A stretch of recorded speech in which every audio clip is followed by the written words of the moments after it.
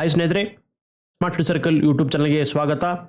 ಸ್ನೇಹಿತರೆ, ಇದೇ ವರ್ಷ ಮೇ 5ರಂದು ನಡೆಸಲು ಉದ್ದೇಶಿಸಲಾಗಿದ್ದಂತಹ 384 ಗೆಜೆಟೆಡ್ ಪ್ರೊಬೇಷನರ್ ಅಥವಾ KS ಹುದ್ದೆಗಳ ಪ್ರಿಲಿಮ್ಸ್ ಪರೀಕ್ಷೆಯನ್ನ ಇದೀಗ ಮುಂದೂಡಲಾಗಿದೆ. ಮೇ 5ರಂದು ನಡೆಯಬೇಕಾಗಿತ್ತು. ಈಗ ಇದನ್ನ ಜುಲೈ 7ಕ್ಕೆ ನಡೆಸಲು ನಿರ್ಧಾರ ಮಾಡಲಾಗಿದೆ. ಈಗಾಗಲೇ ಸ್ನೇಹಿತರೆ, ಈ ಪರೀಕ್ಷೆಗೆ ಸಂಬಂಧಪಟ್ಟಂತೆ ಕರೆಂಟ್ ಅಫೇರ್ ಸರಣಿಗಳ ವಿಡಿಯೋನ ಆರಂಭ ಮಾಡಲಾಗಿತ್ತು. ಅದರಲ್ಲಿ ಈಗಾಗಲೇ 3 ವಿಡಿಯೋಗಳನ್ನ ಕವರ್ ಮಾಡಿದ್ದೇವೆ.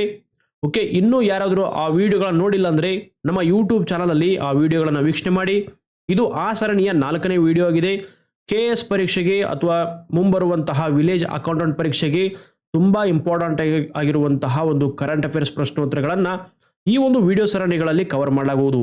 ಇನ್ನು ಯಾರಾದರೂ ಹಳೆಯ ವಿಡಿಯೋಗಳನ್ನು ವೀಕ್ಷಣೆ ಮಾಡಿಲ್ಲ ಅಂದ್ರೆ ನಮ್ಮ ಚಾನಲ್ ಅಲ್ಲಿ ವೀಕ್ಷಣೆ ಮಾಡಬಹುದಾಗಿದೆ. ಓಕೆ, ಬನ್ನಿ ಈ ಒಂದು ವಿಡಿಯೋನ ಆರಂಭ ಮಾಡೋಣ. ಮೊದಲ ಪ್ರಶ್ನೆ ಗಮನಿಸಿ, ಓಪನ್ AI ಸೋರಾ ಎಂಬುದು ಏನು? ಆಯ್ಕೆಗಳನ್ನು ನೀವು ಗಮನಿಸಬೇಕು.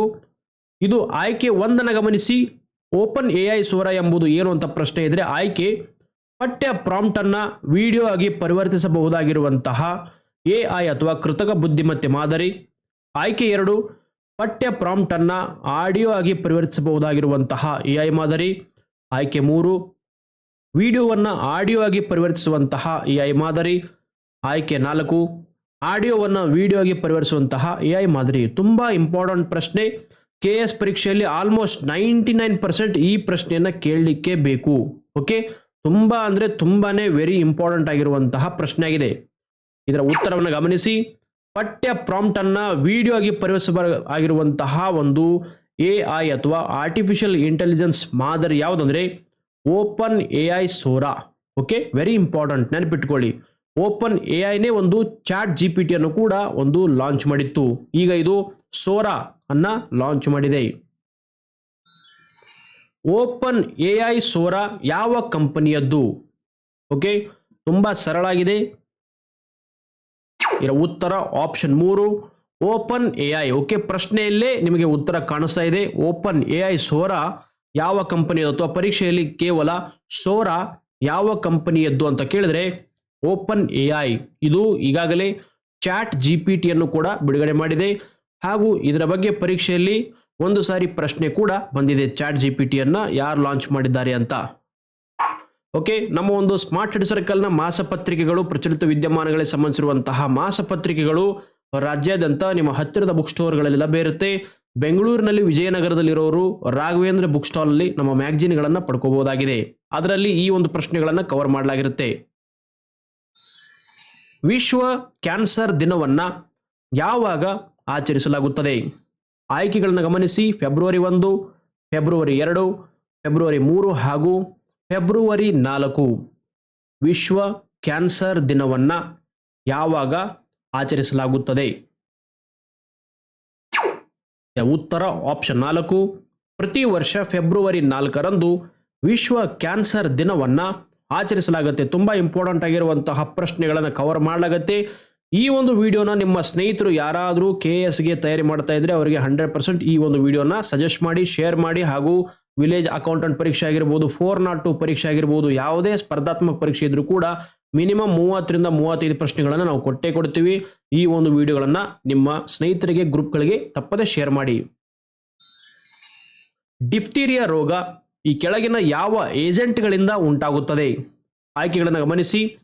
Virus, bacteria, fungus, algae. Okay, ಗಮನಿಸಿ.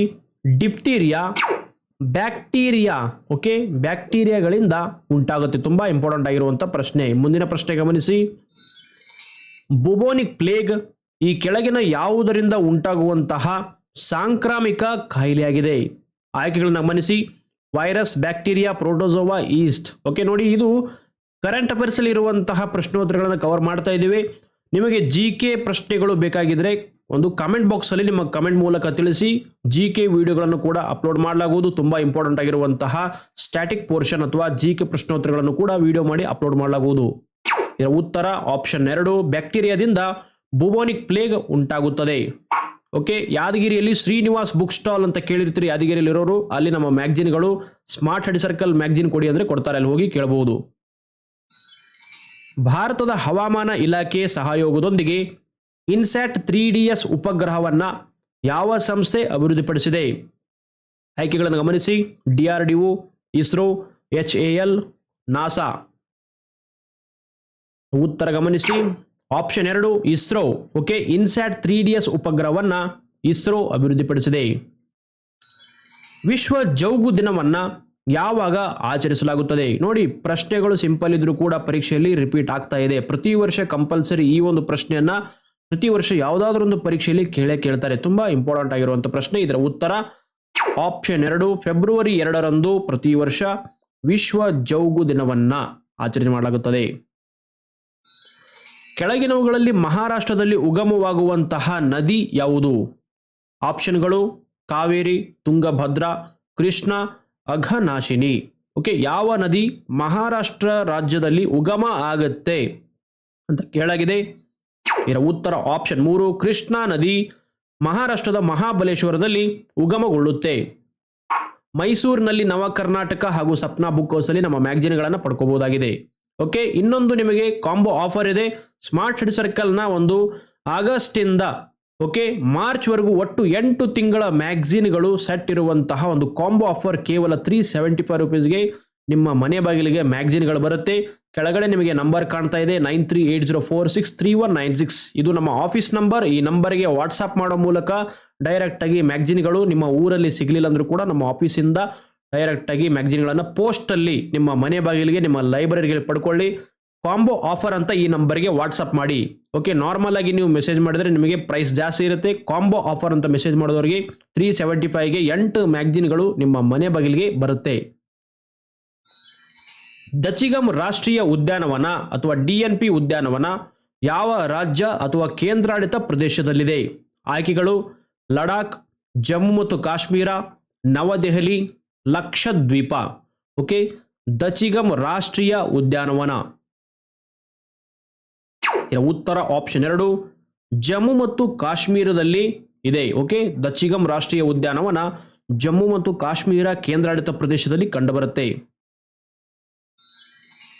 ರಾಜಾರಾಮ ಮೋಹನ ರಾಯರು ಯಾವ ಭಾಷೆಯಲ್ಲಿ ಸಂವಾದ ಕೌಮುದಿ ಪತ್ರಿಕೆಯನ್ನ ಆರಂಭಿಸಿದ್ದರು? ನೋಡ್ರಿ, ಇದು ಕೂಡ ಒಂದು GK ಪ್ರಶ್ನೆ ಆದರೂ ಕೂಡ ಕರೆಂಟ್ ಅಫೇರ್ಸ್ ಅಲ್ಲಿ ರಾಜಾರಾಮ್ ಮೋಹನ್ ರಾಯ್ ಬಗ್ಗೆ ಇದ್ದಿದ್ರಿಂದ ಈ ಒಂದು ಪ್ರಶ್ನೆಯನ್ನು ಇಲ್ಲಿ ಕೇಳಲಾಗಿದೆ. ಇದರ ಉತ್ತರ ಆಪ್ಷನ್ 3 ಬಂಗಾಳಿಯಲ್ಲಿ ರಾಜಾರಾಮ್ ಮೋಹನ್ ರಾಯರು ಸಂವಾದ ಕೌಮುದಿ ಪತ್ರಿಕೆಯನ್ನ ಆರಂಭಿಸಿದ್ದರು. ತುಂಬಾ ಇಂಪಾರ್ಟೆಂಟ್ ಆಗಿರುವಂತಹ ಪ್ರಶ್ನೆ. ಮೈಸೂರಿನಲ್ಲಿ ಮಂಜುನಾಥ್ ಬುಕ್ ಸ್ಟೋರ್ ಅಲ್ಲಿ ನಮ್ಮ ಮ್ಯಾಗಝಿನ್ಗಳು ಲಭ್ಯ ಇರುತ್ತೆ. ಅವರ ನಂಬರ್ ಅನ್ನ ಸ್ಕ್ರೀನ್ ಮೇಲೆ ಕೊಡಲಾಗಿದೆ, ನೋಟ್ ಮಾಡ್ಕೊಳ್ಳಿ. ಅವರಿಗೆ ಫೋನ್ ಮಾಡಿ ಮ್ಯಾಗಝಿನ್ ಪಡ್ಕೊಳ್ಳಿ. ಬೇಸಿಗೆಯಲ್ಲಿಯೂ ದಕ್ಷಿಣ ಭಾರತದಲ್ಲಿ ಉಷ್ಣಾಂಶದಲ್ಲಿ ಇಳಿಕೆ ಕಂಡುಬರುತ್ತೆ, ಏಕೆ? ಆಯ್ಕೆಗಳು ಗಮನಿಸಿ. 1ನೇ ಹೇಳಿಕೆ, 3 ಕಡೆಗಳಿಂದ ದಕ್ಷಿಣ ಭಾರತವು ಸಾಗರದಿಂದ ಆವೃತವಾಗಿದೆ. 2ನೇ ಪಾಯಿಂಟು, ಅತ್ಯಧಿಕ ವಾರ್ಷಿಕ ಮಳೆಯನ್ನ ಈ ಭಾಗ ಪಡೆಯುತ್ತೆ. 3ನೇ ಆಯ್ಕೆ, ದೀರ್ಘ ಹಗಲು ಮತ್ತು ಸಮುದ್ರಕ್ಕೆ ದೂರವಾಗಿದೆ ಇದು. 4ನೇದು, ಸೂರ್ಯನ ಓರೆಯಾದ ಕಿರಣಗಳನ್ನು ದಕ್ಷಿಣ ಭಾರತ ಪಡೆಯುತ್ತೆ.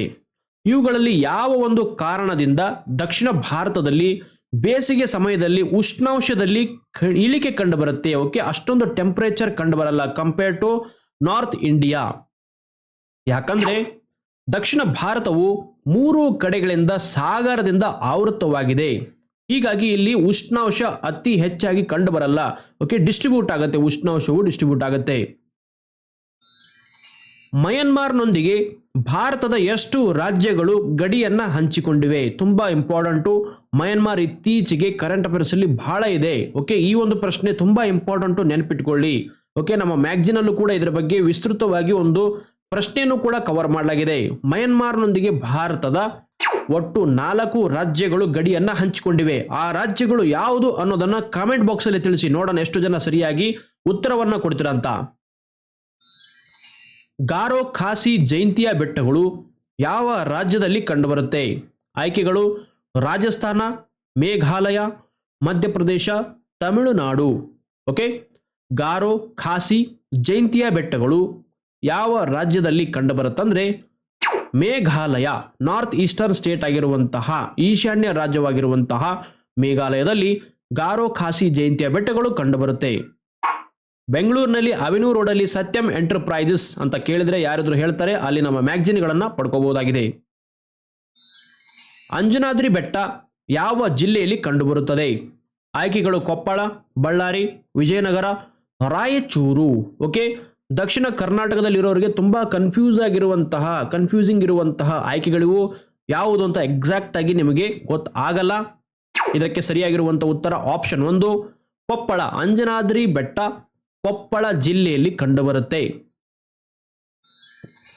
ಹಿಂದೂ ಧಾರ್ಮಿಕ ಸಂಸ್ಥೆಗಳ ಮತ್ತು ಧರ್ಮಾದಾಯ ದತ್ತಿಗಳ ತಿದ್ದುಪಡಿ ವಿಧೇಯಕ 2024 ಯಾವ ರಾಜ್ಯಕ್ಕೆ ಸಂಬಂಧಿಸಿದೆ?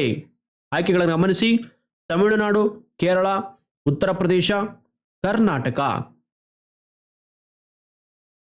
ಉತ್ತರ ನಮ್ಮ ಕರ್ನಾಟಕದ್ದು ಇದು ಬಿಲ್. ಓಕೆ, ಯಾವುದು? ಹಿಂದೂ ಧಾರ್ಮಿಕ ಸಂಸ್ಥೆಗಳ ಮತ್ತು ಧರ್ಮಾದಾಯ ದತ್ತಿಗಳ ತಿದ್ದುಪಡಿ ವಿಧೇಯಕ 2024. 2024-25 ಕರ್ನಾಟಕದ ಬಜೆಟ್ನ ಗಾತ್ರ ಎಷ್ಟು? ಓಕೆ, ಈ ಒಂದು ಪ್ರಶ್ನೆನ ನೀವು ಡಿಸೆಂಬರ್ ವರೆಗೂ ಕರ್ನಾಟಕದಲ್ಲಿ ನಡೆಯುವಂತಹ ಯಾವುದಾದ್ರೊಂದು ಪರೀಕ್ಷೆಯಲ್ಲಿ ಕಂಪಲ್ಸರಿ ನೀವೊಂದು ಕೇಳೋಕೆ ಪಡೆಯೋಕೆ ಸಾಧ್ಯ ಇದೆ. ಅದರಲ್ಲೂ KS ಅಲ್ಲಿ ಬರುವಂತ ಸಾಧ್ಯತೆ ಜಾಸ್ತಿ ಇರುತ್ತೆ. ಯಾಕೆಂದ್ರೆ KS ಸ್ವಲ್ಪ ಡೀಪ್ ಆಗಿರೋದ್ರಿಂದ ಬಜೆಟ್ ಮತ್ತು ಎಕನಾಮಿಕ್ ಸರ್ವೆ ಮೇಲೆ ಪರೀಕ್ಷೆಯಲ್ಲಿ ಪ್ರಶ್ನೆಗಳು ಹೆಚ್ಚೆಚ್ಚಾಗಿ ಬರ್ತಾ ಇರುತ್ತೆ. ಹಿಂಗಾಗಿ ಇಂಥ ಪಾಯಿಂಟ್ಗಳನ್ನು ನೀವು ನೆನಪಿಟ್ಕೋಬೇಕು. ಆಮೇಲೆ ಯಾವ್ಯಾವ ಕ್ಷೇತ್ರಕ್ಕೆ, ಯಾವ್ಯಾವ ವಲಯಕ್ಕೆ ಎಷ್ಟೆಷ್ಟು ಅಮೌಂಟ್ ಅನ್ನು ಕೊಟ್ಟಿದ್ದಾರೆ ಅನ್ನೋದು ಕೂಡ ನೀವು ನೋಟ್ ಮಾಡ್ಕೋಬೇಕು. ಯಾವ್ಯಾವ ಇಲಾಖೆಗಳಿಗೆ ಎಷ್ಟೆಷ್ಟು ಅಮೌಂಟ್ ಹಂಚಿಕೆ ಮಾಡಿದ್ದಾರೆ ಅನ್ನೋದನ್ನು ಕೂಡ ನೋಡ್ಕೋಬೇಕು.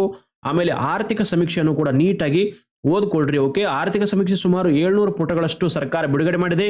ಅದರಲ್ಲಿ ಸ್ಟಾರ್ಟಿಂಗ್ ಒಂದು 25-30 ಪೇಜ್ ಕರೆಕ್ಟ್ ಆಗಿ ನೀಟಾಗಿ ನೋಡ್ಕೊಂಡ್ರೆ ನಿಮ್ದು ಸ್ಕೋರ್ 100% ಆಗುತ್ತೆ. ಇದರ ಉತ್ತರ ಆಪ್ಷನ್ 1 3,71,380 ಕೋಟಿ ರೂಪಾಯಿಗಳು.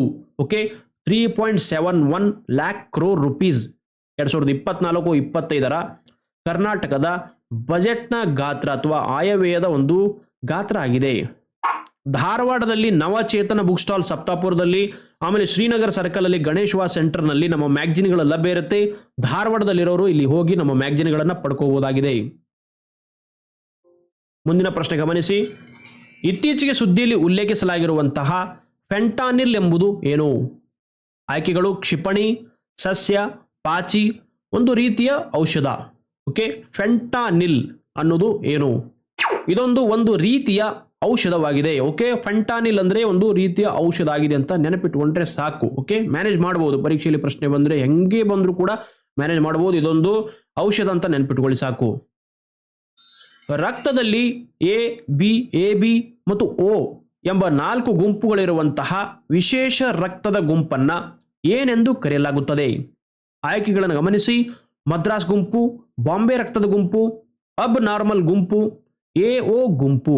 ಓಕೆ, ಒಂದೇ ರಕ್ತದಲ್ಲಿ ABO ಈ ಒಂದು 4 ಗುಂಪುಗಳು ಒಂದೇ ರಕ್ತದಲ್ಲಿ ಇರುತ್ತೆ.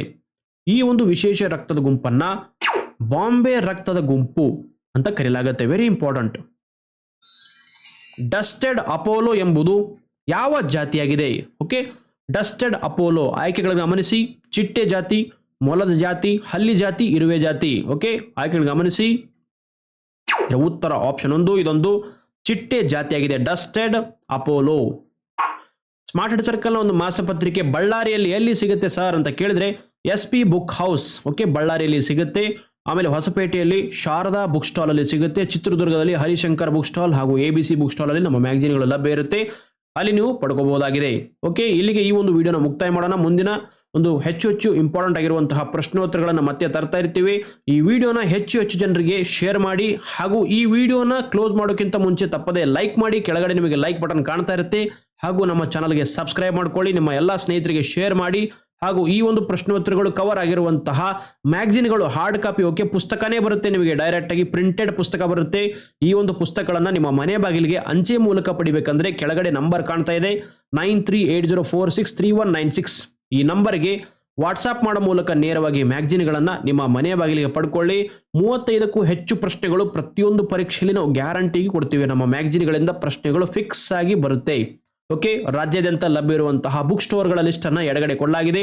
ಸೆಂಟರ್ ಅಲ್ಲಿ ನಿಮಗೆ ಬೆಂಗಳೂರಿನಲ್ಲಿ ಎಲ್ಲೆಲ್ಲಿ ಮ್ಯಾಗಜಿನ್ಗಳು ಲಭ್ಯ ಇರುತ್ತೆ ಅನ್ನೋದನ್ನ ಸ್ಕ್ರೀನ್ ಮೇಲೆ ಕೊಡಲಾಗಿದೆ. ಜೂಮ್ ಮಾಡಿ ನೋಡಬಹುದು. ಫೋನ್ ಸ್ಕ್ರೀನ್ ಅನ್ನ ವೈಡ್ ಮಾಡಿ, ಹಾರಿಜಾಂಟಲ್ ಮಾಡಿ ನೋಡಬಹುದಾಗಿದೆ. ರೊಟೇಟ್ ಮಾಡಿ ನೋಡ್ಕೊಳ್ಳಿ. ಓಕೆ, ಈಗಾಗಲೇ ತಿಳಿಸಿರುವಂತೆ ಕಾಂಬೋ ಆಫರ್ ಅಂತ ಕೆಳಗಡೆ ನಂಬರ್ಗೆ ಒಂದು ಮೆಸೇಜ್ ಮಾಡಿ. ಮಾಡಿದವರಿಗೆ 375 rupeesಗೆ, ಕೇವಲ 370 rupeesಗೆ 8 ಮ್ಯಾಗಜಿನ್ಗಳು ಬರುತ್ತೆ. ನೋಡಿ, ಒಂದು ಮ್ಯಾಗಜಿನ್ MRP 50 ರೂಪಾಯಿ ಇರುತ್ತೆ. 50 ಅಂದರೆ 400 ರೂಪಾಯಿ ಐತಿ ಇಲ್ಲೇ. ಅದರಲ್ಲೂ ಅಂಚೆ ವೆಚ್ಚ ಎಲ್ಲ ಸೇರಿದ್ರೆ ಸುಮಾರು 4,500 ರೂಪಾಯಿ ಆಗುತ್ತೆ. ಆದರೆ ನಿಮಗೆ 375 ಅಲ್ಲೇ 8 ಮ್ಯಾಗಝಿನ್ಗಳು ನಿಮ್ಮ ಮನೆ ಬಾಗಿಲಿಗೆ ಬರುತ್ತೆ. ಕಾಂಬೋ ಆಫರ್ ಅಂತ ಈ ನಂಬರ್ಗೆ ವಾಟ್ಸಪ್ ಮಾಡಿ. ಧನ್ಯವಾದ.